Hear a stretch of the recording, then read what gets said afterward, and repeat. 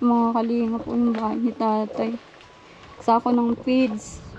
Yung mga nilagay niya dito.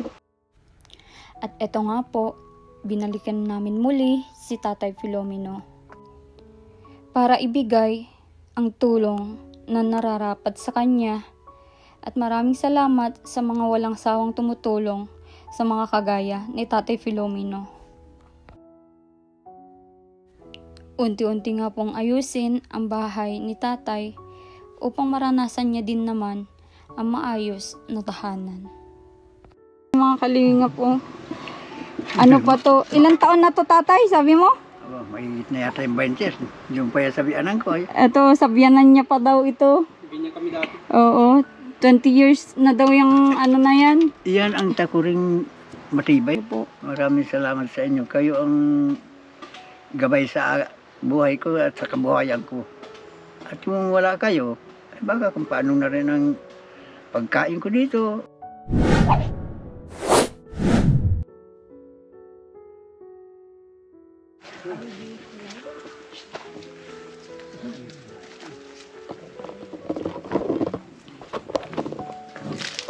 Good day mga kalingap. Ngayong araw ay ito nga yung good news natin kay Tatay Filomeno.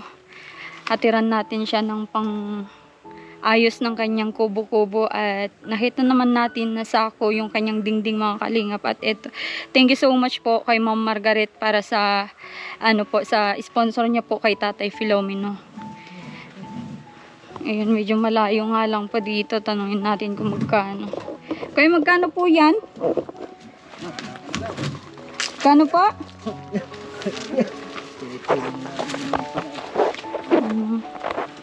Sila Marcos ang magbubuhat. Pwede na lang meron yung tricycle driver na tumutulong kay Marcos. Yung mga kalingap, surprise ito kay tatay at sana ay masiyahan siya sa sorpresa natin sa kanya. At yun nga po, pabaguhin din natin yung bubong ng kanyang bahay. Grabe Yeah. dito. Oh. Mahirap. Tay! Magandang araw! Yan na si tatay. Kumusta po? Ay, na. Maigi ka na po sa nararamdaman mo. At nung karaang araw ay may sakit si tatay. Tayo, may surpresa kami sa inyo. Ano po yan? Alin? Yan yung pinabuhat ko po. Live. Opo, palitan na natin yung sako ng bahay mo, tay. At para hindi ka, nalalamigan sa madaling araw, no? Hindi po. Kumusta ka na, tatay? Kumusta ka na po dito? Mabuti naman ah. Mabuti na po. Wala na po yung nararamdaman nyo? Wala na. Wala na po, oo. Tay, meron kayang tutulong sa atin na magkabit ng dingding ng bahay nyo? Papakabit ko na lang yan. Ipapakabit nyo po. May tutulong po sa inyo. Ay, marami. Ang dami ko dito. Tapos, tatay, inorderan na kita ng ng pangbubong mo din po. Di ba tumutulong yung bubong mo? Ano po yung yero? Pawid. Gusto nyo ba ng yero, tatay? Ay, hindi. Ay, makakaya lang yun. Painit. Makakaya, pawid lang. Pawid lang, tatay. Mga ilang piraso kaya yan, tatay? Kakaunti lang yun. 100. Wala. Ang dami-dami. Madami yun. Mga ilang piraso po? Ano, 50 lang. 50 po. Opo. Yung tatay, yung plywood, kasya na kaya yun? Ay, sobra na yan. Sobra na po. Etong gusto mong pabaguhin natin, yung higaan mo.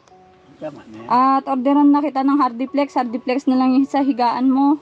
Ayun po, bahala. O, paano po yung kahoy nito, tatay? Maliliit po yata. May orderan po ba ng dito, ng kokolumber? Yung sakali? Ay, meron yan. Meron po.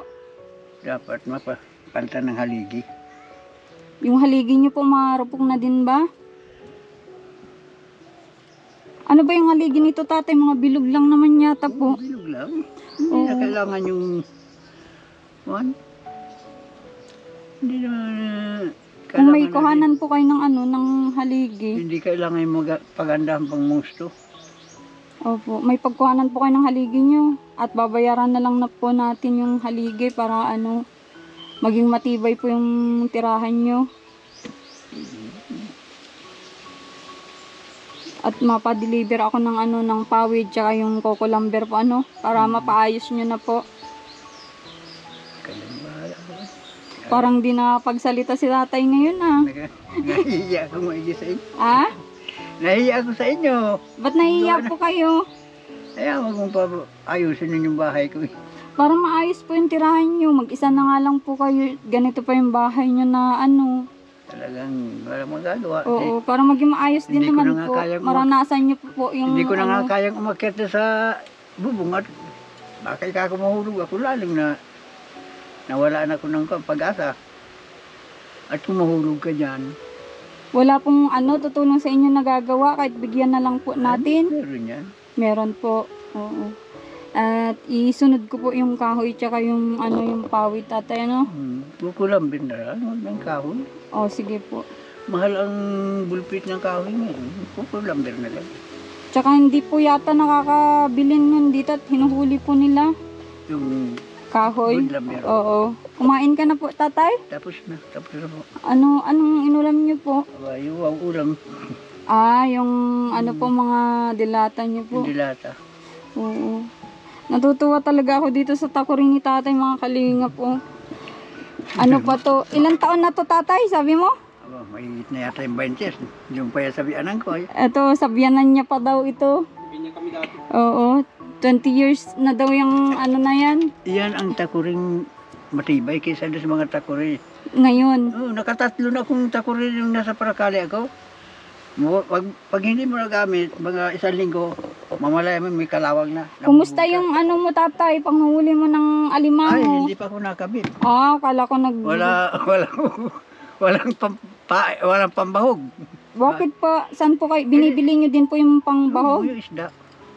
Okay. Kala ko yung nahuhuli nyo din ang Mabuti kung mahuhuli dito. Hinarangan nga yan kanina, naglabas lahat ng isda. Walang natira doon sa loob ng ilog.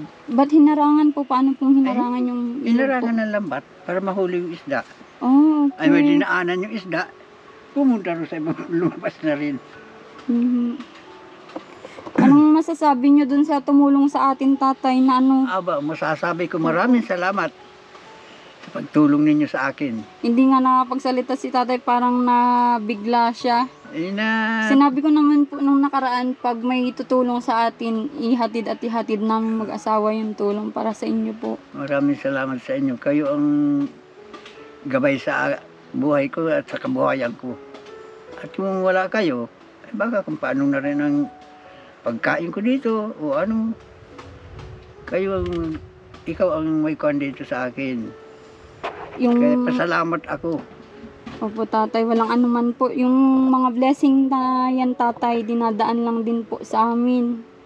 Oo, kami lang po yung nagiging daan para maipaabot po sa inyo.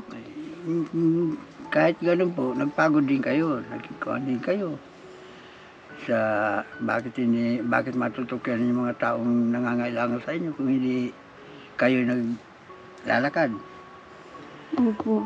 Grabe yung tulugan niyo. Pakita ko ulit mga kalingap yung tulugan ni tatay. Ano yun? Banig tatay na yan. Baka 30 years na din po yan tatay. Banig mo. Tagal na yan. Grabe yung mga gamit. Sa Paracali pa yan. Pero pa naghihigaan yan dyan dalawa. Ako dito nahiga sa duyan. Yung dalawa. Opo. Gabi-gabi yan dito. Natutulog. Ano yun? Tinutulungan din po kayo dito. Pag wala na talaga yung makain. Ganon. Binibigyan din po kayo tatay. Nangihingi ako sa mga pamangkin ko. Yan, pamangkin ko, ito apo ko. Nangihiram. Pag na ako nakakuha ng pera sa akin senior, binabayaran ko sila. Binibigyan. Sinisharean nyo din po ng mga blessing nyo na dumadating tatay sila.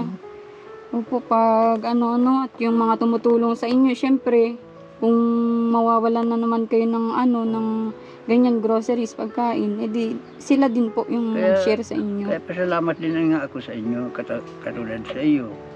Minalkan mo ako. Mahigit 1 taon akong iniwanan dyan ni Kuan, yung kasama ninyo. Naglipat ako rito, ililipat ako ng matanda. Baka niya kuya, ay yung in-interview ni Kuan, yan di, baka niya kuya, magkasakit ka dito, wala kang tatawagin. Mhm. Kaya niya gagawa namin ikaw daling bahay dito. Isang araw lang ito ginawa. Grabe tong bahay mo pala tatay, pati likod sa ako po ano. Oo. Ako nagawa niyan. Kayo na po ang naggawa niyang ano, pawid. Pawid. Kayo po ang Habang nagagawa sila nito, 4 na taong gumawa nito, buo. Pagkahapon, habang ako naggaganyan ng sasa, dito, ay balingoy naman ako magpantay. Pag kinamagahan, dinipyatan ko na ito. At ito naman sa nito, doon dito sa bahay ko, pinahakot ko ito rito. Tatay, yung mga napalaki nyo pa, yung mga napag-aral nyo, hindi pa kayo kinukontak. Wala na yun, pag-asa. Kasi ang dami pala itong ano, ang daming pinag-aral, nasa 10 daw, tatay ano.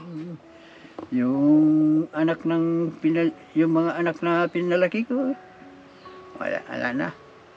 Nagpunta rito yung asawa. Ay, basta lang nagpunta. At baka mahirap din pong buhay nila tatay, ano, taga dito din po sila ay. Hindi, nagbahinila sila. Ay, ganun po. Hindi Wala ba? pong mga trabaho. Mga nag-aabuso na sa sarili nila. Yung bang kahit may maganda silang trabaho, hindi nila minamahal, iniiwanan. Kaya nagiging mahirap din yung kalagayan mahirap nila. sila kung Oo. saan napunta. Yun pong hinahanap nyo na dalawa yung anak tatay, wala pa pong nagkontak sa inyo. Wala pa. Wala pang nakuan. Wala pa talaga, no? Hindi ko pa po din nahanapan yung ano nila, social media. Pero pinagpapatuloy ko pa din po silang ano, hinahanap. Kaya gusto ko sana kita at makausap. Yun. Kahit na hindi na sila pumunta rito sa akin, mahalaga buhay pa kung nakita nila. O makilala ka man lang po. Makilala ko. Gawa na maliliit pa sila inalis sa akin. Kung isipin, pwede akong sabihin na sino ba yan? At so itago na muna mga nagpalaki sa kanila. Naitatago yung mga pangalan o apelido na babago yan. Opo, nababago po yun. Tsaka kung hindi ka pinakilala, talagang hindi ka po Kung hindi makikilala, makikilala, oo. wala akong magagawa. Kung yun ang Panginoon Diyos na lang ang nakakaalam sa kanila. Talagang ang Diyos, hindi man ang tutulog araw-gabi. Lahat tayo ginagabayan. Opo, yung ano tatay, yung naging asawa nyo ba, hindi nyo po ba nagawan ng mali? Bakit tinago po yung mga anak nyo sa inyo? Basta, minama yun doon sa anak na, may mana yung anak doon sa ama. Nung anak yung dalawa na yun, ay hindi siya sumama doon sa San Vicente sa dait. Ngayon nagkakakuha siyang kapisan, 2. Bali 3 na, sintunay niya. Tapos ako 4. Napag-aral ko itong mga naiwanan yung mga ama-ama. Napag-aral mo po, tapos di ka na po nila naisip na balikan po, ano? Grabe. Ngayon, sabi ko naman doon sa Pero asawa, kung hindi ka man po nabalikan o nabigyan ng blessing man lang, kung maganda na yung buhay nila ngayon eh. sa pool na magsama kami, wala Opo. ako lahat ang nagkuhan sa kanila, sustento lahat. Hanggang sa pag-aaral ng bata, hanggang doon sa apo niya, ako nagagatas, lahat na nga. Grabe. Kaya tinanong ko siya, saan ka pupunta? Ay, masama siya doon sa anak niya. Eh, di, kung sasama ka, naroon na yung mong asawa, di, bumalik ka. Opo. At ayaw mo na rin sa akin. 3 taon Balita na. ko nga po tatay, hindi kayo nagugutuman daw kahit daw may mga pinapakain kayong hindi nyo anak ay hindi po kayo nagugutuman kasi. Totoo yan. Nandiyan ang Panginoon Diyos. Opo. Napapakain ko Masipag kayo. sila. Opo. Yung nasa Paracale ko, ikikwento ko sa inyo kung anong hanap buhay ko sa Paracale. Ganyan din. Nanguhuli ng alimango. Tapos, kahit nag-uulan, ang pupuntahan ko pa, malayo pa, maito yata at saka yung tulay doon. Babangkain mo. Ay kung nagbaha, hindi ka makakailaya. Ngayon, iiwan ko yung bangka ko sa aming ilog, maglalakad ako sa pakatan. Yan, ganyan. Makauwi lang. Makauwi lang, makabigay lang po kayo ng Makabigay pagkain. lang ako. Madadala ko pa, 3 kilo. Sa halagang tigda 30 pesos. Di 90 pesos lang. Sabi ko pagkasiyahan ninyo yan. At bukas na maga, nandito na naman ako. Gabi rin na yun, naalis ako. Punta ako sa natitirahan kong kubo. Ganito, kubo rin maliit. Tapos, pulo. Si kabila ilog. Yan ang titirahan ko doon. Hindi lang pala ito yung tinirhan nyo, tata. Hindi lang Ay, dito sa parte iba. na ito. Madami na pala, no? Parakali. Ngayon, wala rin. Nagkasakit ako doon, hindi ako inatindi. Wala akong kapatid. Na isang lalaki, isang babae doon. Ay baka wala na rin ako sa ibabaw ng mundo. Pinasaan ako ng kapatid kong lalaki. Hindi ko alam, dinala ako sa kapatid kong babae. Pagdating doon, pinainom ako ng gamot, nagparasuka ako. Lamig daw. Opo. Di bali tatay, sa ngayon naman ay may mga blessing kang dumating, ano? Hindi nyo na po kailangang isipin yung mga yun, yung mga natulungan nyo dati kahit di nyo kaano-ano, at least ay sa ngayon isipin nyo Yung apo noon, nag-aaral dito, kinuha nung ina. Wala man lang kasabi na, "Hoy, putang ina ka, matanda ka, ikaw nag-alaga sa mga anak ko. Kukunin ko, dadalhin ko sa San Vicente." Wala. Basta sinabi doon sa tatlong anak, pinakukuhaan niya kayo ni papa mo. Oh, si mama mo yung mga bata at bata pa. Nag-aaral dito, grade 4. Yung mga elementary pa po pala, no? Apo Pero yun. sa ngayon malalaki na po sila. Maaari malaki na. Okay. Tatay, dumating ba yung time na na wala ka din makain, wala kang mahiraman? Meron. Pero wala, hindi pa yan dating sa akin yung gano'n na wala akong makukunan. Meron Basta po. meron ako nakukunan ng pagkain. Hindi man ako, nung nasa Maynila, kung bata pa ako, talagang nagtis ako doon. Nag-inom ako ng tubig sa gripo, tanghalian. Pero dito, sa probinsya, wala. Hindi ako At kung masipag ka naman dito, ay madaming pwedeng pagkakitaan dito, po, ano? masipag ka lang dyan. May alimango ko, binta mo. Opo. Kaya naman bintahan. Sa kapitbahay, ngayon wala kang kakainin yun, pag lumapit ka, baka makakuha ka dyan para hanggang bukas. Ganun lang ako. Huwag ka lang masama sa kapwa mo. Tama po Unang-una sa lahat yun. Kung may mali sila, sabihan mo. Sabihan. Hindi yung... Kung ayaw makinig sila, pabayaan mo. Opo. Ito bang tinitirikan ng bahay niyo, tatay, ay sa inyo po ito? Ay, walang may-ari dito. Abot ito ng kunay. Kasi nababalitaan namin na lahat daw nakatira dito ay papaalisin po. Hindi kaya palisin yan dito. Dito ako naging bata hanggang sa edad ko na ito, hindi ako naalis dito. Paano po kung one day ay nakikita nilang papaayos yung bahay niyo, tapos biglang paalisin po kayo? Hindi yun. Hindi ako kaya paalisin dito. Abot ito ng kuhan. Ng tubig? Kaya kung sila may hangarin, dito nasasakopin ng lupa nila, kaya ko ireklamo sila sa Legazpi. Tawag lang sa Legazpi, alam na ito abot ng alat. Tubig 1960 nandito na kami. Matagal na pala. 1960 nandito na kami. Dito na ako nagbinata hanggang sa nag-edad akong ganito 72. Sa lupa na ito. Ito talaga. Marami nag-aangkin ito. Lugar na ito. Ay ito, kung sabihin, komunal. Kahit sino na dumuong dyan, pwedeng kumuha ng nyug. Opo. Hindi, walang may-ari niyan. Walang may-ari ng mga nyug po dyan? Ito nyug dito na nasasakupan, labas na sa kasada na yan. Kaya maangkin baga nila, sa kanila dyan sa taas. Opo. Sako pa nga ng tubig alat yan ng 15 metros. Ngayon, 50 na. 50 meter ang Sakop ng abot ng alat. Di wala pong problema, kahit po, baka kasi pag nakita nilang ganyan na maghahatid kami ng mga nyo dito, pang ayos ng bahay, biglang magka-problema. Bukas. Punta ka dito, tay, tingnan mo yung yung plywood, kung okay lang po sa'yo. Ito, nagkuha na din kami ng 1 kilong pako para mapaayos na yung dingding nyo. At hindi lang po ito yung may hatid namin na tulong sa inyo, pati bubong, tapos kahoy. Pero meron pong kuhanan dito sa malapit sa inyo ng Coco Lumber.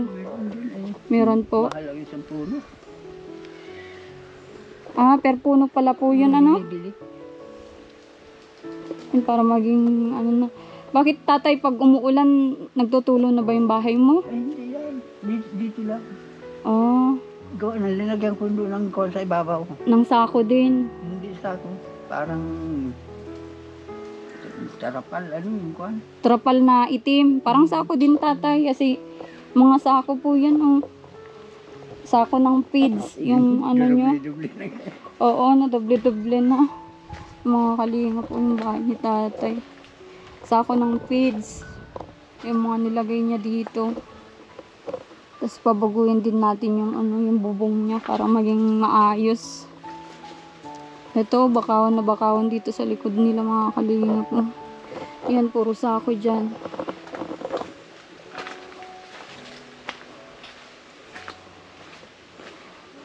Tay, masaya ka din po sa ano, bigay namin ngayong araw. Oo. Hindi ko sumaya. Kaya lang ako medyo nalungkot at nagulat ako eh. Nagulat po kayo. Bakit? Hindi po kayo makapagsalita ng... Bakit Oo. ikaw ko eh may pandingding. Oo. Sa sunod, tatay, na pagbalik ko, bubong na yung ano nang iaayos natin, tatay, no? Ano pa po yung kailangan nyo dito na ano po? Ay, yung kahoy nga na maikon dyan. Opo, mailagay ano? Mga ilang piraso po kaya ang kailangan yan, tatay? Kaunti lang yan. 5 o 10 na? 10. 10 po? Sige. May ulam-ulam ka pa po dyan, tatay? May grocery ka pa po? Meron pa man. Bigas po, meron pa po? Meron pang kuan, baka mga 3 kilo pa yan. 3 kilo? Ay, hindi talaga umabot sa December, ano? Hindi. Sabi mo, tatay, aabot ng December. Sako. Kaya sabi ko ay 3 kilo. Yun din nga. Kakaunti namin pangalawa din binigay na kuan. Sa dami nila. Yung ano po? Yung bigas na pangalawa din yung dala dyan. Kakaunti na. Ah, okay. Opo. Dami nila. Sino madami po? Yung mga apo ko na yan. Ah. Oh, sige po, tatay, pagbalik kuha ko ng ano, bigas nyo, grocery, ano po?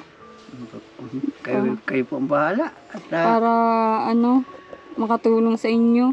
Hindi nyo na po kailangang... nagulat nga ako yung pagdating. Oo. Sige na, tatay. Yan lang po yung Po, ano sige po, namin ngayon. salamat. Maraming salamat sa inyong kasawa. Opo, sige po. Pagpalain kayo ng Diyos, sana ay malayo kayo sa karamdaman para lagi kayo may matulungan. Opo. Salamat.